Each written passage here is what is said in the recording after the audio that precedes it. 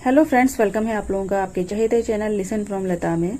Friends, अगर आप लोगों ने इस चैनल को सब्सक्राइब नहीं किया है तो पहले सब्सक्राइब कर लीजिए, जिससे कि आप लोगों को न्यू बुक्स की समरीज मिलती रहे मेरी आवाज़ में। और इस वीडियो को ज़्यादा से ज़्यादा शेयर करें ऐसे लोगों को जिनकी लाइफ में मोटिवेशन की और सक्सेस की बहुत ही ज़्यादा ज़रूरत है और आप उनके भागीदार बने उनकी सफलता में। तो आप लोगों ने कहावत तो सुनी ही होगी कि कर भला तो हो भला। जब आप किसी का भला सोचते हैं तो ऑटोमेटिक आप लोगों का भी भला होता है। तो यूनिवर्स को आप जैसा देते हैं वैसा ही यूनिवर्स आपको वापस देती है। फ्रेंड्स, इस बुक को मैंने 3 पार्ट में डिवाइड करके बताया है, तो आप लोगों ने अगर वो 2 पार्ट पहले के नहीं सुने हैं तो आप लोगों ने सुन सकते हैं पहले, तभी आप लोगों को समझ में आएगी। और मैं एंड स्क्रीन में आप लोगों की फैसिलिटी के लिए उसको लगा दूंगी, तो आप लोग वहां से भी इसे सुन सकते हैं। चैप्टर 8 है, जो रिजल्ट आप चाहते हैं उन्हें कैसे पाया जाए। एक बार एक मकान मालिक था जो फर्नेस रिपेयरमैन से इस बात पे लड़ रहा था क्योंकि वो एक बॉयलर को ठीक करने के $200 मांग रहा था। मकान मालिक ने कहा कि ये बहुत ज्यादा रकम है। इस पर रिपेयरमैन ने जवाब दिया कि वो मिसिंग पीस के सिर्फ $5 ही मांग रहा है, बाकी के $195 तो वो अपनी इस काम की नॉलेज होने की फीस ले रहा है। ठीक इसी तरह से आपका सबकॉन्शियस माइंड भी बहुत होशियार है, जिसके पास आपके शरीर, मन और आत्मा की हर तकलीफ और दुख दूर करने के अनेक तरीके हैं। हमारे फेल होने का एक जरूरी वजह यह होता है कि हमारे अंदर मोटिवेशन और कॉन्फिडेंस की कमी होती है, क्योंकि जब लोग ध्यान लगाकर कोई प्रार्थना कर रहे होते हैं तो कई बार उन्हें उस पर उतना गहरा यकीन नहीं होता जितना कि होना चाहिए। इसमें लेखक कहना चाहते हैं कि कोई भी काम अगर आप कर रहे हो तो उस पर आपको पूरा विश्वास होना चाहिए और पूरी तरीके से यकीन होना चाहिए, तभी आप उसमें सक्सेस हो सकते हैं। मन में कोई भी नेगेटिव विचार नहीं होना चाहिए, वरना जो भी आप कर रहे होते हैं उसका अच्छा रिजल्ट आप लोगों को नहीं मिलता। इसलिए अपने कॉन्शियस और सबकॉन्शियस के बीच कॉन्फ्लिक्ट को दूर करने के लिए सोने से पहले स्लीपिंग टेक्निक का इस्तेमाल करना चाहिए। अपने सपनों को पूरा होता हुआ देखना चाहिए बार बार। अब है चैप्टर 9 और 10। अपने सबकॉन्शियस की पावर को पैसे और अपने अमीर होने के लिए कैसे इस्तेमाल करें। लेखक का एक दोस्त सालाना $75,000 कमाता था, यानी लगभग 55 लाख रुपीस। वो एक बार दुनिया घूमने के लिए 9 महीने की लंबी छुट्टी लेकर एक क्रूज पर गया। उसने खूब पैसे उड़ाए, मजे किए, और जब वो वापस काम पर लौटा तो उसने कुछ महसूस किया कि उनके कई साथी जो उनसे बिजनेस के बारे में ज़्यादा जानते थे और इवन बेहतर काम कर सकते थे, लेकिन वो सारे उनसे छोटी पोजीशन में ही रह गए थे और उनसे कम सैलरी लेते थे। ऐसा क्यों था? क्योंकि उन सबको ना तो अपने सबकॉन्शियस की पावर के बारे में ना तो कोई नॉलेज थी और ना ही कोई इंटरेस्ट, और इसीलिए उनके कोई बड़े सपने भी नहीं थे। ऐसे लोग एक तरह से क्रिएटिविटी से भी कोसों दूर रहते हैं। सच तो यह है कि कोई भी रातों रात अमीर नहीं बनता सिर्फ सोचने भर से। इसके लिए आपको सबकॉन्शियस माइंड में कुछ नए आइडिया सोचने होंगे, इसे मोटिवेट करना पड़ेगा, तभी तो ये आपको अमीर बनने में मदद कर पाएगा। इसे मोटिवेशन देते रहें कि आप अमीर हैं, आप प्रॉफिट कमा रहे हैं, और आपका सबकॉन्शियस जो नए विचार आपको देगा उन पर काम करना शुरू कर दें। जो आप कहें उसे पूरी तरीके से यकीन करें, क्योंकि आपका सबकॉन्शियस तभी उन आइडियाज़ को एक्सेप्ट करेगा जब आप अपने कॉन्शियस माइंड में भी उन्हें एक्सेप्ट करेंगे। अगर आपको ज़्यादा पैसे कमाने की चाहत नहीं है तो फेल होने की राह में यही आपका पहला कदम होगा। सबसे पहले तो विचार दिलो दिमाग से निकाल फेंकें कि पैसा सब बुराई की जड़ है। स्टेप 2 है, किसी एक खास चीज में महारत हासिल करें जो आपको पसंद हो, उसके बारे में ज्यादा से ज्यादा जानकारी रखें। कोई भी काम अगर आप करते हैं तो उसमें आप इतने महारत हासिल करें कि कोई भी आपका हाथ उसमें पकड़ ना सके। आपको इतनी उसकी डीप नॉलेज होनी चाहिए कि तभी आप सक्सेस हो पाएंगे। अगर आप उसकी डीप नॉलेज रखेंगे तभी आप उसमें सक्सेस हो सकते हैं। स्टेप 3 है, जो भी आपको पसंद हो वो सिर्फ आप तक ही सीमित न रहे, सिर्फ आप ही नहीं बल्कि बाकी लोगों के भी काम आए। अपनी पसंद से दूसरों का भी भला करें तो बेहतर होगा। इन सब स्टेप्स को अपनाते वक्त अपने सबकॉन्शियस की पावर को कभी ना भूलें। बहुत से साइंटिस्ट इस बात को जानते थे और मानते भी थे। एडिसन, मार्कोनी, आइंस्टाइन और बाकी बहुत से साइंटिस्ट अपने सबकॉन्शियस की आवाज़ सुनते थे और इसका उन्हें बहुत फायदा भी हुआ। बेहद कामयाब इलेक्ट्रिकल साइंटिस्ट टेस्ला को जब कोई भी आइडिया आता था तो वो अपने ख्यालों में ही उसका इन्वेंशन कर लेते थे। वो जानते थे कि अपने सबकॉन्शियस का इस्तेमाल करके वो जो चाहे वो बना सकते हैं। उनका दिमाग उस पॉइंट पर पहुंच चुका था कि किसी भी डिज़ाइन के इन्वेंशन होने से पहले ही उनके दिमाग को उस डिज़ाइन का डिफेक्ट भी नज़र आ जाता था। इसीलिए इन्वेंट करने से पहले वे डिज़ाइन इस तरह बनाते थे कि उसमें कोई डिफेक्ट ही ना रहे, जिससे उनका पैसा और वक्त बर्बाद होने से बच जाता था। चैप्टर 13, 14 एंड 15 है आपका सबकॉन्शियस और नीड, मैरिटल प्रॉब्लम्स और खुशियाँ।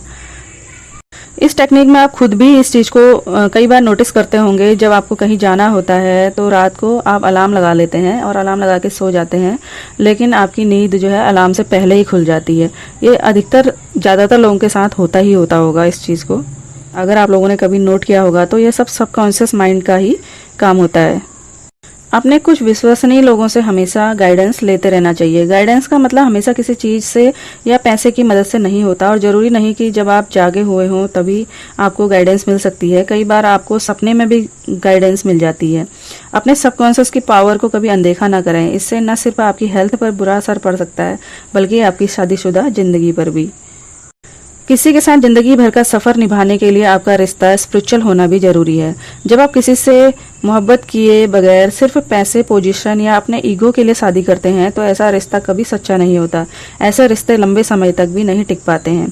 शादी का बंधन किसी भी चीज से ज्यादा स्पिरिचुअल होना चाहिए, जहां दोनों पार्टनर के दिल एक साथ धड़कते हों, जहां वे एक होकर जिंदगी के सफर में कदम रख सकें। आजकल लोगों का मानना है कि शादी हर प्रॉब्लम का जवाब है, लेकिन असल में ऐसा नहीं है। किसी को अपनाने से पहले आपको इसके लिए पूरी तरीके से तैयार होना चाहिए। अगर आप खुश नहीं हैं तो अपने पार्टनर को कैसे खुश रख पाएंगे? अपने पार्टनर से उम्मीद मत कीजिए कि वो आपको हर खुशी देगा। खुद को खुश रखना आपकी जिम्मेदारी है, ना कि किसी और की। अपने सबकॉन्शियस को यकीन दिलाइए कि आप अधूरे नहीं हैं, अपने आप में पूरे हैं। तभी आप किसी और से प्यार कर पाएंगे और शादी की जिम्मेदारी उठा पाएंगे।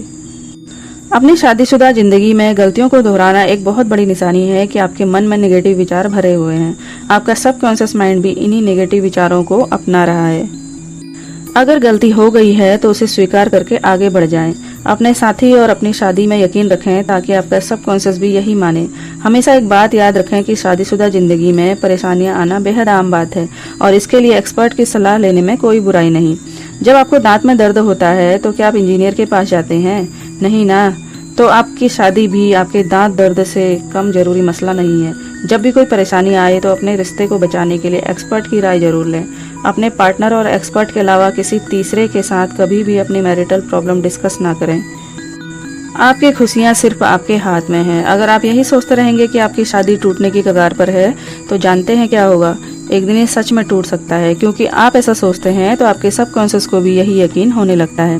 जब आप खुशियों की जगह निगेटिव सोचेंगे तो खुशियां कहां से पाएंगे? अब सवाल है कि खुशियां कैसे चुनी जाए। इसके लिए आपको रोज सुबह उठकर खुद से ही दोहराना है कि आपकी जिंदगी ऊपर वाले की दी हुई है और उसका कंट्रोल उसके हाथ में है, और वो जो आपके लिए चुनेगा सबसे बढ़िया होगा। जो कुछ भी होगा एकदम बढ़िया होगा और आप हमेशा खुश रहेंगे।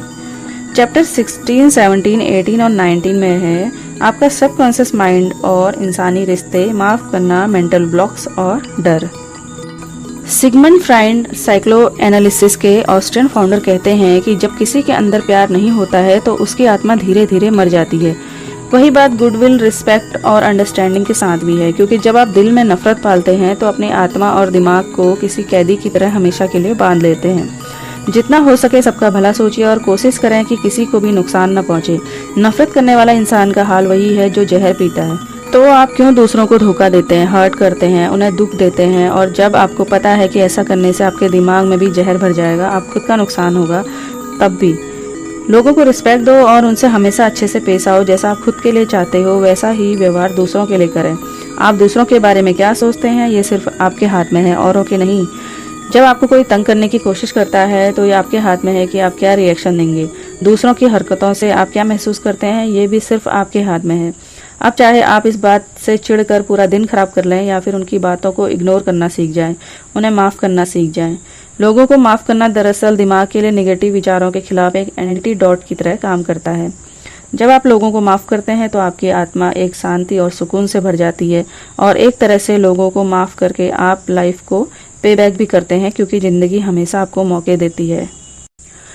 एक आदमी था जो दिन रात इतनी मेहनत करता था कि एक दिन उसे हार्ट प्रॉब्लम हो गई। उस आदमी ने कभी मुश्किल से ही अपने बच्चों के साथ वक्त बिताया था।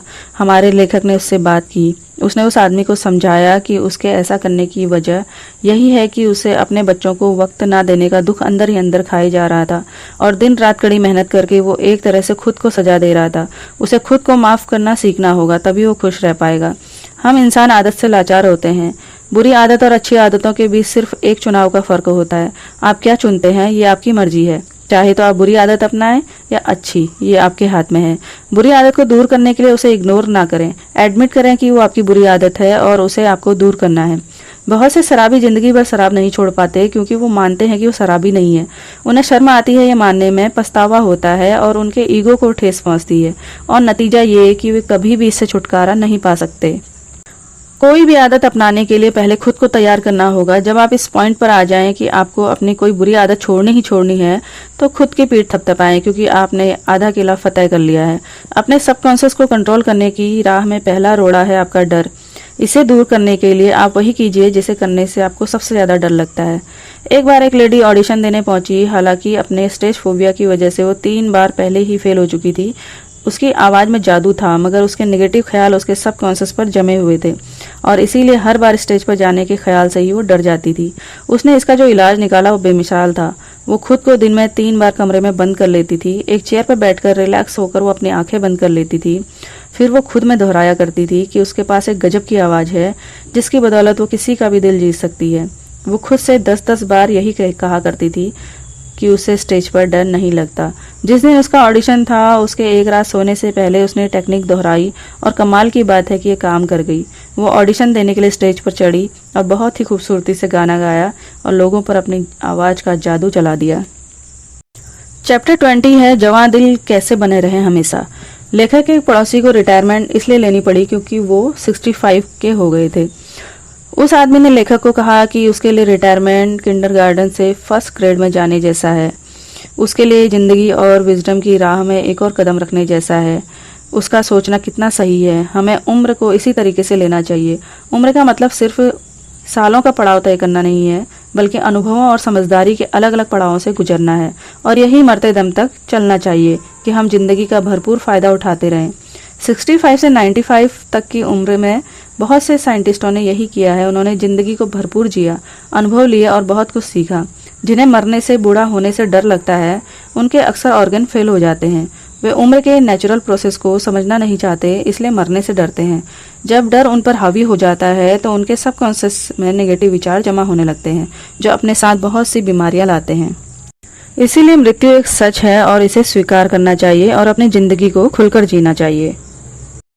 तो दोस्तों, कुल मिलाकर जो ये बुक है, इसका जो सार है वो इस तरीके से है कि आप लोगों को जो कुछ भी चाहिए आप उसे किसी पेपर पे लिख लीजिए, और रोज सुबह उठने के बाद और सोने से पहले आपको उसे रिपीट करना है, यानी कि खुद से बोलना है, और इसे ही अफर्मेशन कहा जाता है। रोज सुबह उठने के बाद पहले के आधे घंटे हमारा कॉन्शियस माइंड इनएक्टिव होता है, यानी कि हमारे दिमाग में जो फालतू की बातें चल रही होती है वो मिनिमम होती हैं। तो इसीलिए इस टाइम पर अगर आप किसी चीज को बार बार रिपीट करते हैं तो वो बात हमारे सबकॉन्शियस माइंड तक पहुंच जाती है, और वही चीज आपको रात को सोने से पहले करनी है जब आप आधी नींद में होते हैं। तो फ्रेंड्स, इस बुक को मैंने 3 पार्ट में डिवाइड करके आप लोगों को बताया है। तो आई होप कि आप लोगों को ये समरी अच्छी लगी होगी। तो मिलते हैं फ्रेंड्स किसी नई बुक की समरी के साथ। तब तक के लिए थैंक यू सो मच और बाय बाय।